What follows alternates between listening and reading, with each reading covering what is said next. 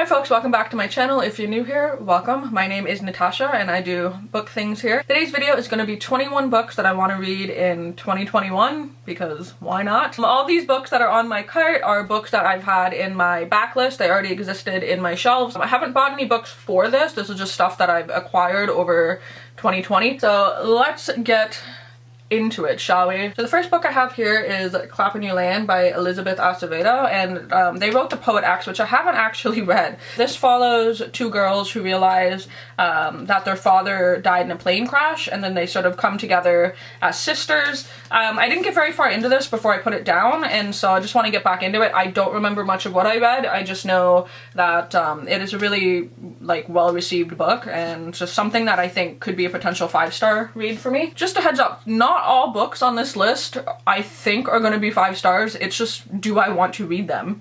Which is interesting because you'd think that the 21 books that I want to read would be books that I think are 5 stars. Not necessarily. And that brings me to the next one. So this is this is the next book, which is The Regrets by Amy Bonifant.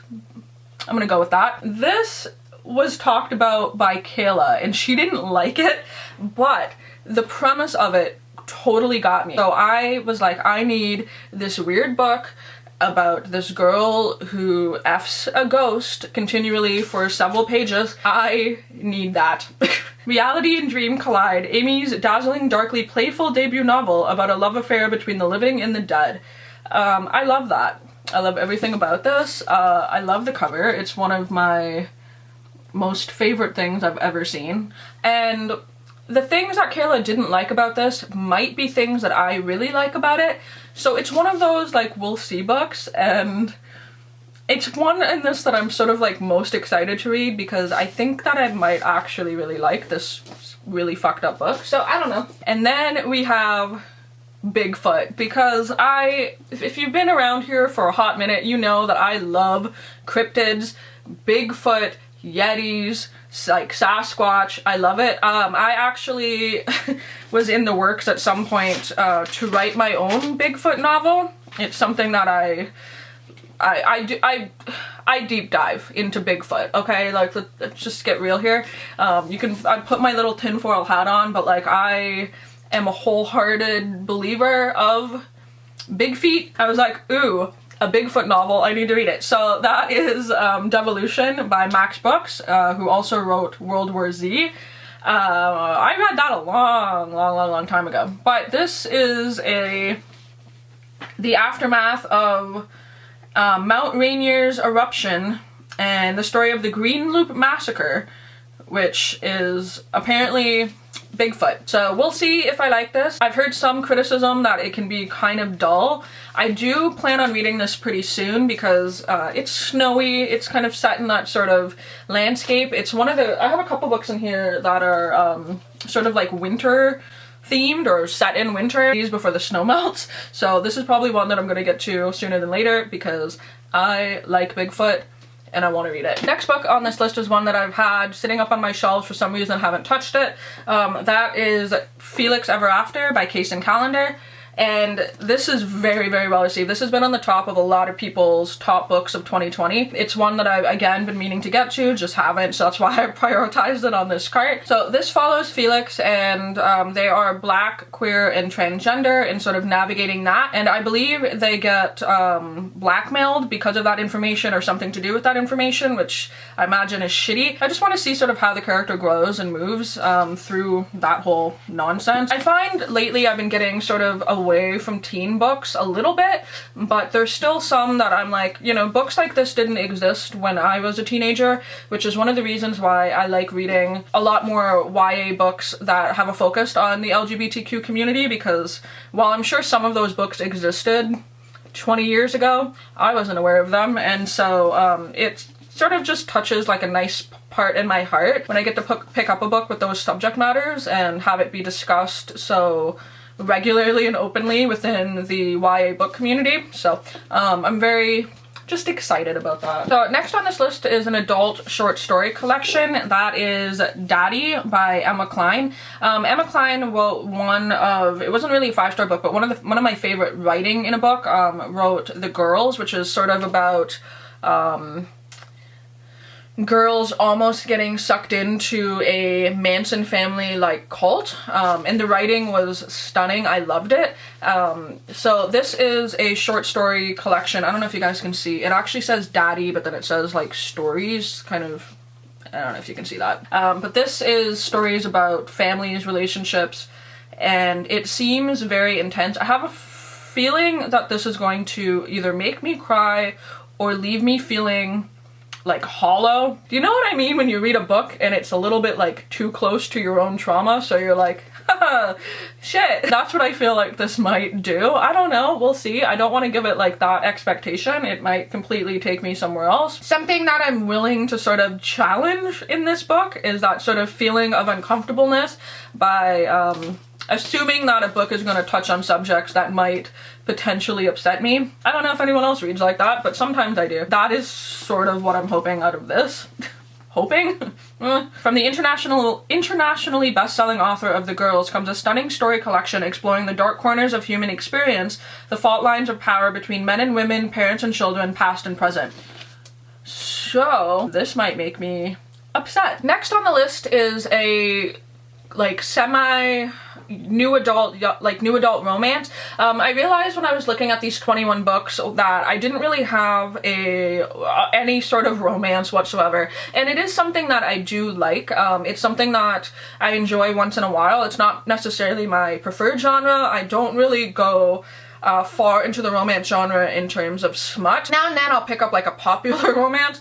I have this one on my shelves, and this is Before We Were Wicked by Eric Jerome Dickey, and I picked this up because I loved the age range of this. I really liked, what was it? Mary H.K. Choi's book, where the character ages are out of their teens, it's more college age. That is sort of the stuff I want to read. Like, I want to read 21, 23, 24. I feel like that was a time in my life where I was trying to figure out a lot of stuff within, you know, sexuality, romance, and it's something that I want to read more of. So if you have any suggestions, let me know. So this follows Ken, who is 21, and a woman named Jimmy Lee, and they sort of have like a one-night stand, but then it sort of explodes into like this sexual chemistry. I think that the main character in this is potentially doing some like damaging things as well. Maybe it says hurting people for cash, so I don't know what that means. I'm intrigued. I hope it's a little steamy, but then again, at the same time, I'm kind of hoping it's just like a really well-told and well-crafted story for that age range. That's what I'm kind of hoping out of it. So next on the list might be one of the weirder books that I have on my shelves. People have been telling me to read this. I actually picked this up a long time ago because I was looking for like circus books, carnival books. That is Geek Love by Catherine Dunn. Apparently it was a National Book Award finalist. This is definitely an older, I say older book, but it's not 1989. Is that right? Is it as old as I am? let me just read the back of it because I need to read it. It says, Geek Love is the story of the Banutskis, a carny family whose mater and I have no idea what this word is.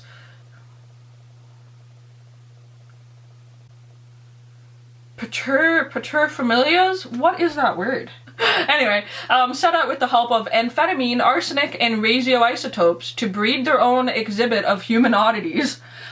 Listen, there's an Aqua Boy, there's Siamese twins, there's all kinds of stuff.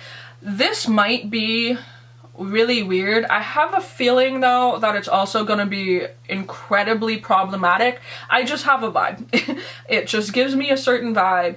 The second that you're sort of playing with the idea of human oddities, it definitely rides that line. So this is one that I might maybe want to do like a whole vlog on, just to see how the language is and it being ableist, because the second you sort of get into that, it might touch on that, it might not, it might, like, the boundaries might be not there at all. I don't know. I don't know what entirely I'm getting into, but I do know that a lot of people have pitched it as a really weird book that I might like. So we'll see, but it's definitely one that I'm going into with an open mind, but a critical mind, that it might have themes in here that are troubling. We'll see. I'm hopeful, but I'm not ignorant in what this might actually describe. So we'll see. If you've read that book, let me know in the comments if there's themes or language and stuff that's iffy, because I have a feeling it might be. Speaking of banging on my shelves forever and damn it, Natasha, just read this book. That is We Sold Our Souls by Grady Hendrix. I started to read this once and then I think I got really sick, but this is one of the coolest books. It follows an older woman rock star. Yeah, she was the lead guitarist of Dirtwork, a heavy metal band on the brink of breakout success. I don't know, maybe they sell their souls. So Grady Hendrix is one of my favorite sort of comedic horror authors.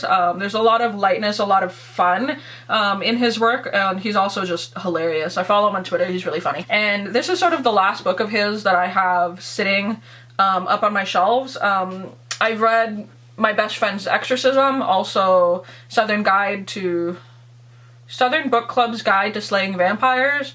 I've read all of his books and I've really liked all of them. This is just the last one that's been sitting on my shelves. I've been saving it and I'm like, for what? Again, it's one of those books that I'm like, okay, you've liked all their other work, just read it. Next is a book that's been highly suggested to me by literally everybody, and that is The Hollow Places by T. Kingfisher. From my understanding, this is sort of a portal fantasy horror about like an oddities museum. Why hasn't this been just like osmosis? Why can't I just absorb this? That sounds like everything I've ever loved. So thank you to anybody who's recommended this to me, because it absolutely sounds like something that I'm gonna enjoy. Like, I cannot wait to read this.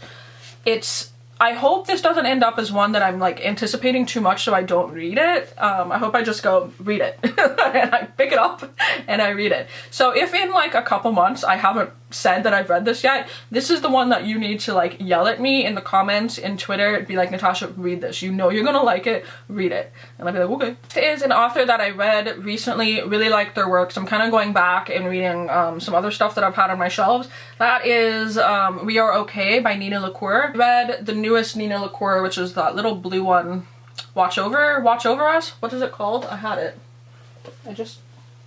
Watch Over Me. It was in my top 10 books and I can't remember the title. But I read that and it had just amazing talks about grief and sadness and stuff like that. And then people are also saying that We Are Okay is also really sad and emotional. It's a little bit shorter, and I've been really appreciating shorter fiction in what they can give me in a short bunch of pages, right? It said that it's an intimate whisper that packs a punch that's I can't talk. The intimate whisper that packs an indelible punch that's gorgeously crafted and achingly honest portrayal of grief will leave you urgent to reach across any distance and reconnect with the people that you love. So this might make me cry. Next is a book that's been on my shelves for a while as well. That is Everything All at Once by Katrina Leno. And I've loved Katrina Leno's other books, and this one I've just, again, been sort of forgot that I had on my shelves. And I'm looking at it and I'm like, why am I not reading this? It follows a girl, I believe, whose aunt died of cancer and leaves her a list of things to do. And I'm sold. Love books like that, where someone who's passed leaves a list of like, this is what you should do. One of my favorite movies of all time that I've watched 100 times is P.S. I Love You.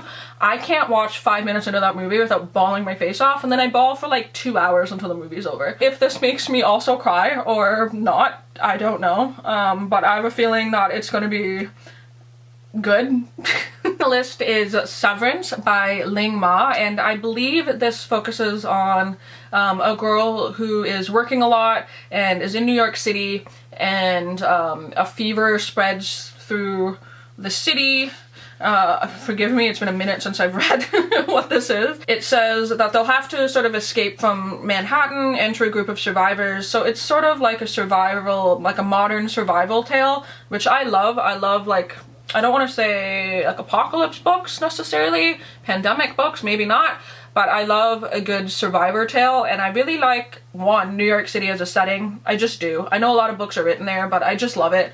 I love that city, and I just think this is going to be really good. So it says, a send-up and take-down of rituals, routines, and missed opportunities of contemporary life, Ling Ma's Severance is a moving family story, a quirky coming of adulthood tale Love that. And a hilarious deadpan satire in which the end of the world gets put in its rightful place. Just another setback for an already besieged culture. Most of all, it's a heartfelt tribute to the connection that drive us to do more than survive. Because the character in this is, it says, a newly minted New Yorker, first generation American, recent orphan, millennial worker bee. This has a lot of themes in here that I think are really going to do something for me. New York, millennial, like, you know, all those things. And then a survival story. So I'm excited for this. I'm thrilled to see if this is going to be a 5-star book for me, because it has just so much in it that, I don't know, tickles a part of my brain. So speaking of things that sort of tickle my brain, a lot of the books in here have themes or ideas, premises. Is that what that's the word I'm looking for? That just sound really, really fascinating or interesting. God, giant stickers on my books. Anyway, so one of the books is The One by John Mars, and this is a book, from what I understand, a little bit sci-fi. Is it sci-fi? My eyeball is leaking. It's sort of a sci-fi thing where it says you take a DNA test and you'll find your perfect partner, the one that you're genetically made for. I love that idea. I think that's so wild. I hope that this book touches on like DNA soulmates versus emotional soulmates. As somebody who is convinced that my husband is my through and through soulmate, I don't know if this book is going to upset me, but we'll see. Advancements in technology that aren't catastrophic, but adjust day-to-day life. I love that stuff. So, another one that is just a brilliant idea that I just can't wait to jump into, that is The First 15 Lives of Harry August. I do love a good sort of Groundhog Day repeating life story. That sort of happened a little bit in Addie LaRue, and I realized when I read that book that I'm like, oh yeah, like I do in fact love this. I love this sort of repeating the same sort of habits, living the same days, living the same life. Love that shit. It says, no matter what he does, the decision that he makes, every time that Harry dies, he always returns to where he began. A child with all the knowledge of a life lived a dozen times before. And that alone, ooh, does something to me, because how many of us have sat there with the thought of, man, I wish I could go back to high school with the knowledge that I had as an adult, or I wish that I could relive my childhood knowing and like do things differently, or be at like a more simpler time of my life, or relive that. It's not necessarily regret, it's more of wishing that you could go in with the knowledge that you have. So that idea, time and time again, you know, paired with obviously a plot point at some point that he's gonna have to navigate. Love that. Want to read this yesterday.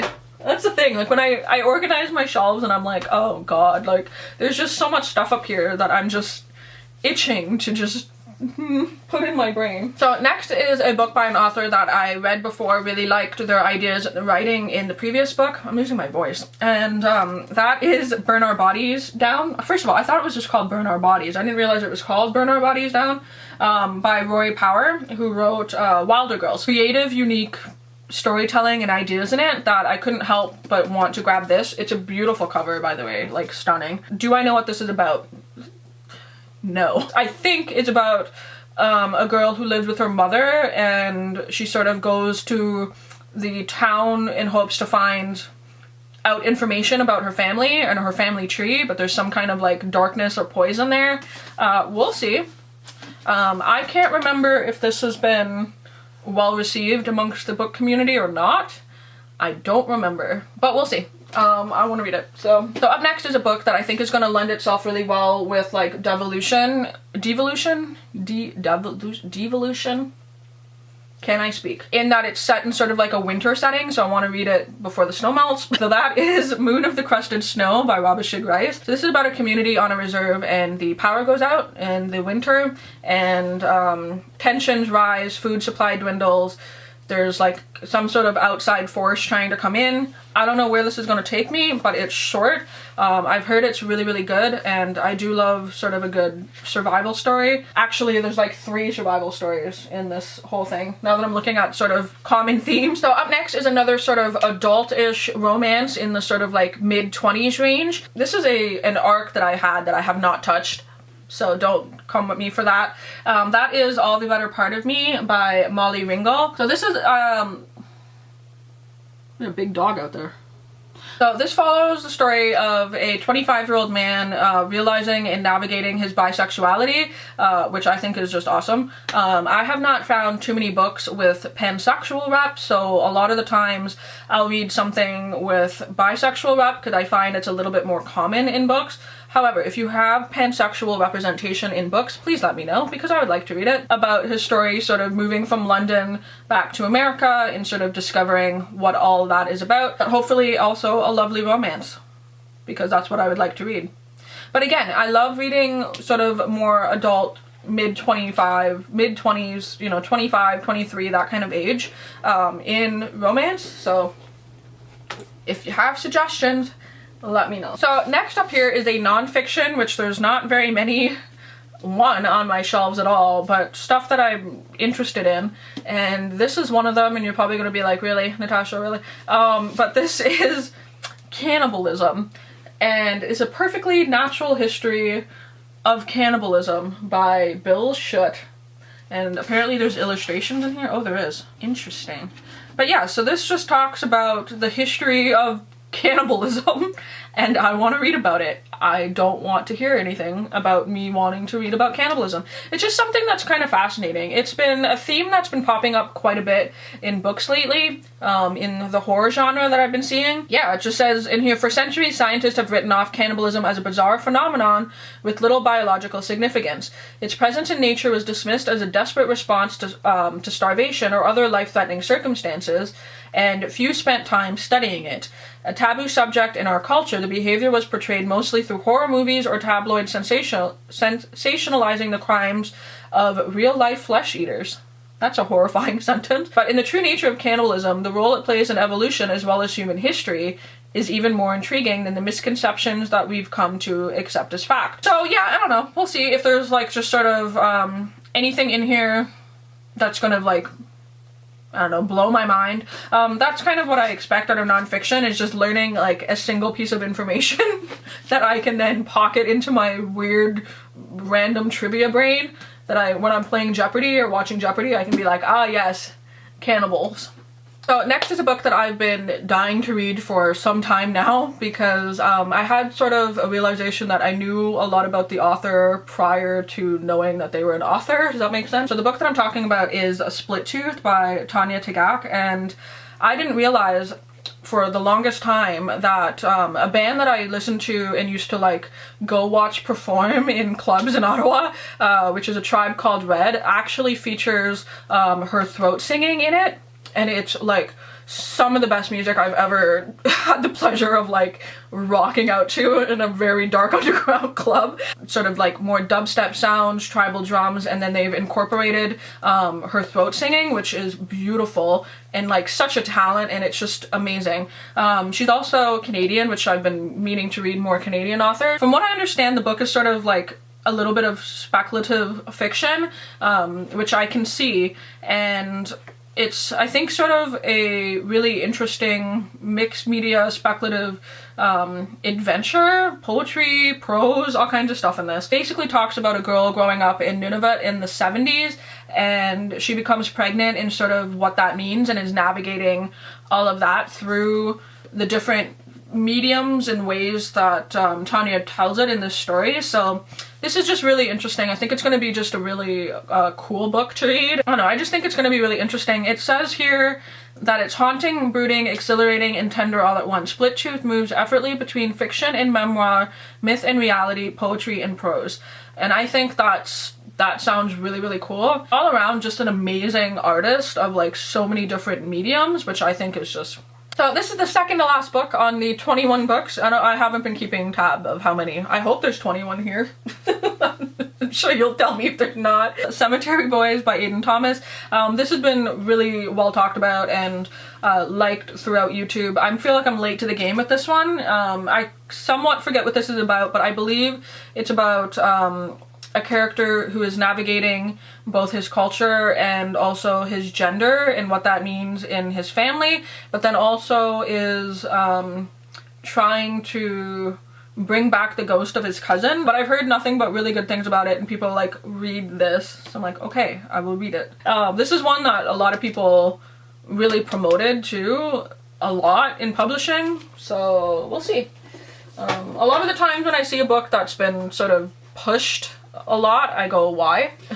And I wonder if it's good or not. The last book on this list is one that people have suggested for me to read for a while because it's a little bit weird, it's a little bit on the same sort of realm as stuff that I would like. That is Born by Jeff Vandermeer. This is one that's been on my shelves for a while. This is, I think, a sort of sci-fi tech kind of book. This woman named Rachel apparently finds a little green lump, and is it animal? Is it human? Is it a plant? I don't know. I heard this as being like super weird and a little bit sci-fi and a little bit sort of hopefully in the realm of stuff that I would like and stuff that I would enjoy. So yeah, that is on my list of stuff. So hopefully I have 21 here. 1, 2, 3, 4, 5, 6, 7, 8, 9, 10, 11, 12, 13, 14, 15, 16, 17, 18, 19, 20, 21. Yeah. So those are the 21 books that I want to read in 2021. I know, other than the 2 that are sort of set in winter, which ones do you think that I should start sooner than later? Which ones do you like? If you've made it this far in this video, please even suggest me like your top 3 out of this list of stuff that you think I should read, like now. So hopefully I'm able to read all of them in 2021. They're there, I see them.